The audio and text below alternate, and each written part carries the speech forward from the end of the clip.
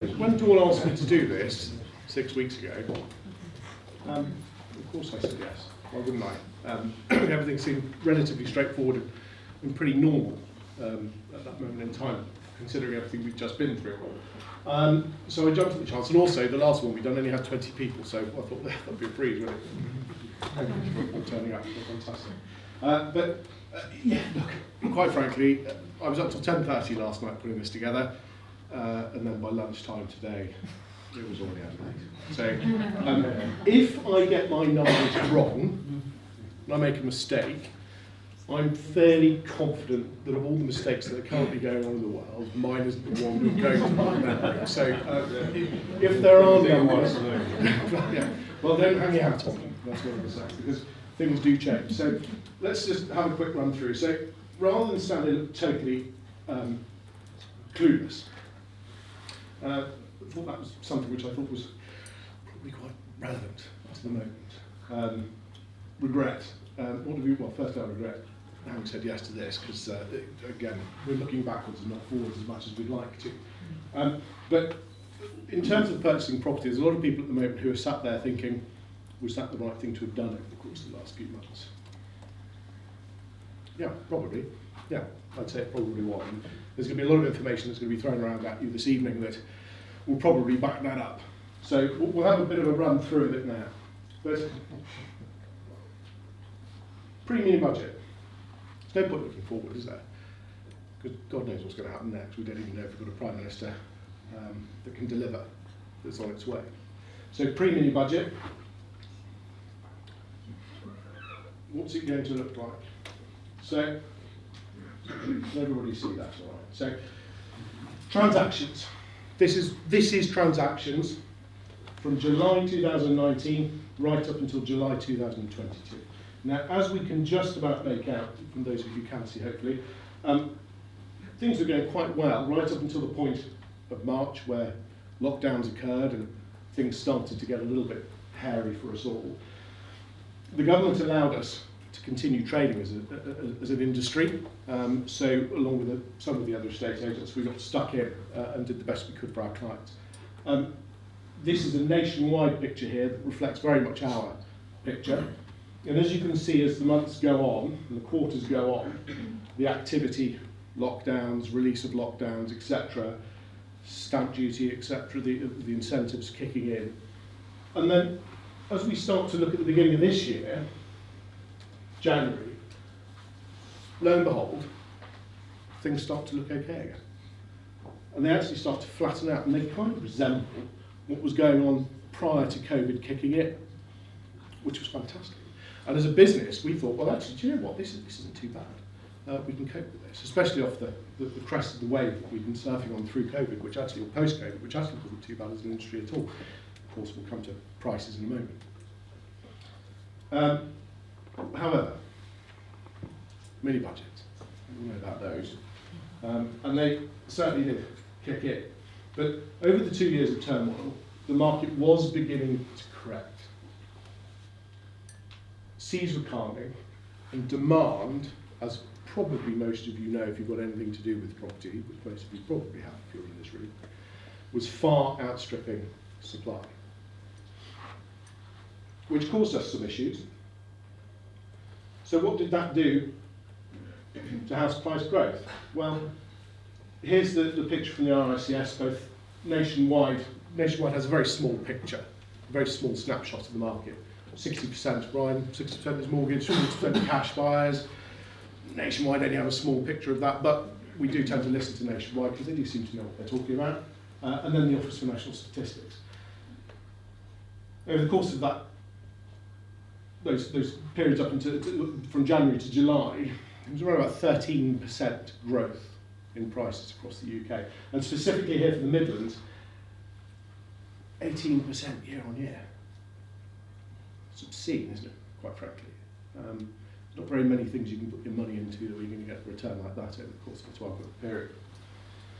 So, as we can see, in terms of growth,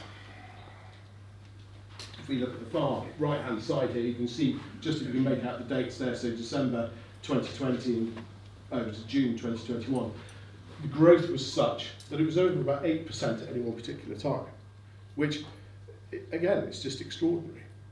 So what does that look like in terms of the next steps? Well, forecasts. I don't know very many people who can put their hands in the air and volunteer to give a forecast at the moment. But in July, this is what was forecasted. So for the West Midlands, this year, everybody was anticipating about an 8.5% growth in prices. We've seen that that is not as accurate as it could have been, because quite frankly it's through the roof. And then next year, a -1%. Now, that was predominantly down to the fact that supply and demand is what it was, and continues to be, although there's rebalancing. And then 2024 starts to look a little bit like normal growth, 3.5%, 4%, 4%. And then over that 5-year period, 20.2, which, as we know, is 4%, which is a fairly comfortable state of affairs. But don't forget the foundation of which it started was a good 8.5%. So an extraordinary uplift. So what comes next? So house prices currently as they stand. £296,000 is the average UK house price. That's a lot. Never has ever been as high as just under 300,000. Now, I was lucky enough, I use that phrase lightly, to been in a webinar this morning with HSBC, the head of economics. Very eloquent, lots of I don't knows, and it was just prior to Liz Truss resigning. So immediately out of date, which is very frustrating. However, their forecast for this coming year is that, 2023, is that house prices will reduce by 3%. Now, if we look back at what we just looked at, that's not bad. We'll take that in terms of where we put our money in terms of investment in property. So there are some out there, however, who are the doom monkers and doomsayers who are saying that it's actually, that the market is going to implode, mortgage rates, etc., and there are people far more qualified in the room to talk about those sorts of things than me, where it could drop as much as 10%. Now, I'll let that hang in the air for a minute, because that's a huge number, 10% reduction. However, let's look at that in a bit more detail. So, if we go down to 10%, that takes us to £266,400 as a UK average. We'll take that, won't we? Because that's still £6,500 more than it was this time last year. So going through all of that, even with a battering at a 10% hit, we're still in the money, which isn't bad. But that's assuming that the address is balanced with regards to supply and demand. So my forecast, there you go, haven't got a bloody clue. Quite simply, haven't got a clue. All I can tell you is what has happened. Who knows what's going to happen next? A lot of this information ultimately comes down to the rates, what decision gets made. So Jeremy Hunt is the man now who's seemingly in charge in one way or another. What that's going to look like, we don't know. Although I believe he's ruled himself out of the Premiership race. But clearly they have a plan, and they know it's going to be a difficult one to deliver, but it's going to be difficult for all of us. So, make sure I get this right. Hang on, press the wrong button. Forgive me. And teach me too clever too. There we go. So who's most at risk? So Roger Martin Fagg is a behavioural economist. He tends to predict most things right, and we tend to listen to him. We like him a lot. He tends to look at the behaviours of people rather than the macro and microeconomics of what's going on in the world, and starts to understand why things are delivered, or why results occur the way that they do. So these are his thoughts. 33% of homes are owned outright by over 65-year-olds, 33% of homes are mortgaged, age group 34 to 54, 33% are rented, split 50% private, 50% state. First-time buyers paying a multiple of 3 to 6 times income, movers paying multiples of 3 times income, remortgages paying multiples of 2.8 times income. So it is estimated that 1/3 of households are going to struggle. And that was actually backed up today by HSBC, a completely different source. Of course, we could probably identify who those are in our own minds, because who knows, maybe 10% struggling anyway, with cost of living, prices, etc. being what they are. So, what does this all mean? Well, it's quite simple, really. 1/3 have to sell, therefore 1/3 most likely have to buy. They just have to be a little bit more realistic with their expectations. And it'll be frustrating, no doubt, that they can't live as they wished to, that they can't purchase, certainly. Ryan and I were talking about that earlier in terms of, no doubt, model some examples later in terms of what that looks like in terms of buying power for an individual or a family. Demand is expected to remain strong through market and outside forces. So if we consider, again, supply and demand, it's the basics of economics, isn't it? You all know it. With that lack of supply, the demand remains because this 1/3 has to move. There's also going to be next year, so we understand, around about 1.8 million households who have to remortgage. Now, I don't envy any of them, I have to say. They'll be the people who perhaps fall into those categories. Affordability dictates the need to sell quickly, which again will influence prices. So does that mean prices will come down? Well, we just looked at what happens with a 10% reduction. Well, again, we'll take that, and if that means that we have to swallow a little bit, then that's fine. Don't forget, house price increases over the course of the period that we've just had, 18%. Well, is that real money? Do we really have that? If we borrowed against it, then yes, because then we have to be very mindful of what we return. The drivers behind the housing market, death, divorce, debt, desire, and downsizers will all continue to be there. All of those apply, and they've continued to apply over the course of the last few years, even during COVID. And that was particularly evident to us, that with the change of desire in what people want in a house, gardens, a bit more space, space to get away from each other, space to not get away from each other, whatever their desire is, they wanted to change. And that was something which genuinely stimulated a very strong market for us. So, what do we know? Demand, this will, it's still there. This will wane if people can afford to stay where they are. However, remortgages and cost of living will dictate whether that applies. Supply, down much further than we would have hoped, but it has driven those prices up. However, we're now seeing more properties come to the market. According to Property Mark, which is one of the government bodies to which we report, for want of a better way of putting it, are reporting that there's a 50% increase in stock coming to the market now. So it's gone from 20 to 30, which is quite a lift. That's from April. Houses aren't selling as quickly as we'd like. There are more price reductions going through at the moment that we're seeing. That's something which 6 months ago just wasn't the thing. We were selling them before they'd even hit the portals. This is why we set up our early bird system, which no doubt many of you are on. But now, things are hanging around, so we have to be a bit keener. A lot of overvalued stock out there that hasn't sold right at that tipping point when prices are starting to be a little bit more keen. So with values, who knows? No one can be sure. And when considering supply and demand, it must rebalance. Recession will no doubt occur, but the need for homeowners to move will fuel the market. Even a drop of 10 to 15% simply resets the market to last year's levels, which I think, I don't know if anybody else, I take a bit of comfort from that in terms of a property owner. So price and budget, we had confidence, and now we have uncertainty, and this inevitably always slows the market. See, I wrote this last night.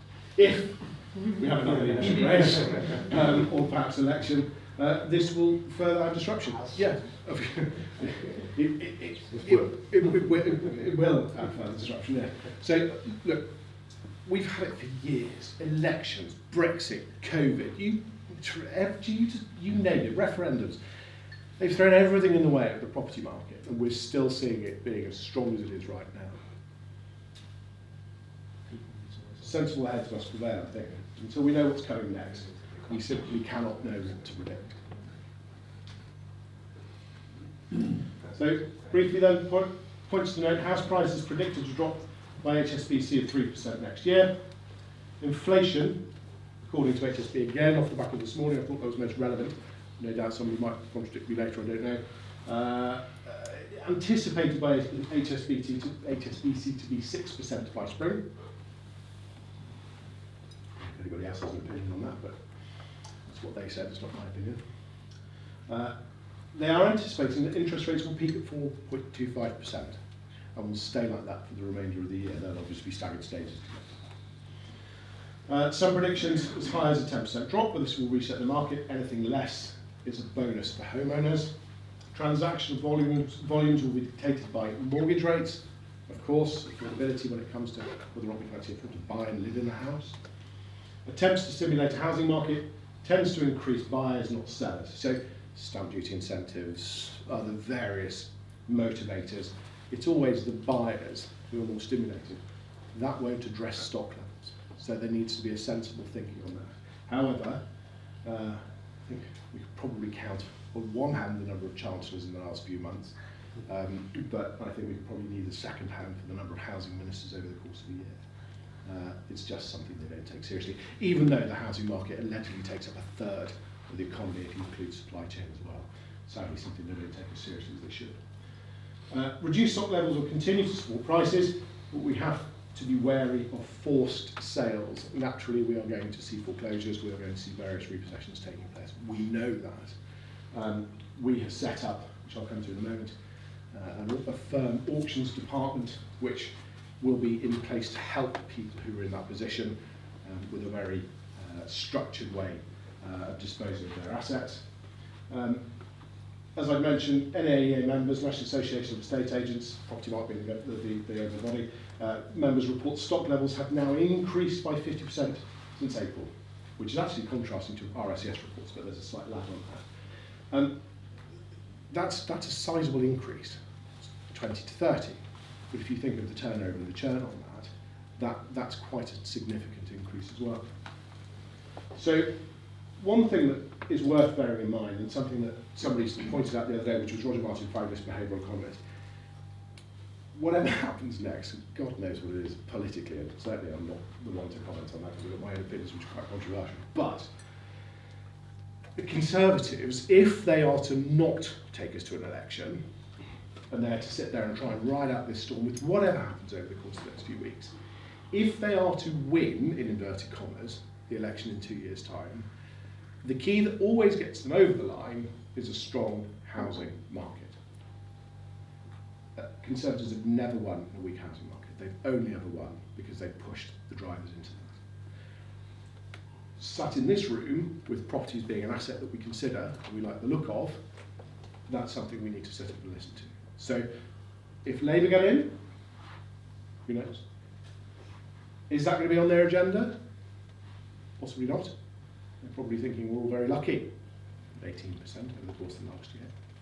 Conservatives, they want to keep everybody in this room happy because that's where they make their money. And that's how they win elections. So, allegedly. So 35% of households may be at risk with rising costs of living and increased mortgage repayments. So that's something to be really wary of. There will be more stock coming to the market. There will be a lot of forced sales. There will be a lot of people who just simply cannot afford to stay where they are. And that's a real shame. But that's the housing market, isn't it? That's what we know. So, hence the reason why we set up our auction department. So we have a live auction, which is an actual thing nowadays. People with gavels and rostrums standing there and shouting at rooms. We're back to that. So we're running it online in partnership with a company called I Am Sold. That's the 15th of December. I think I'm looking at certain individuals in the room who are promising me that we will have a massive list of properties there for people to choose.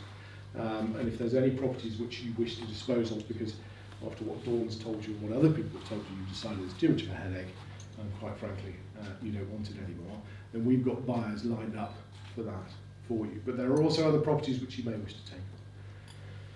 It's a very quick and easy way of selling. It's a very quick and easy way of buying.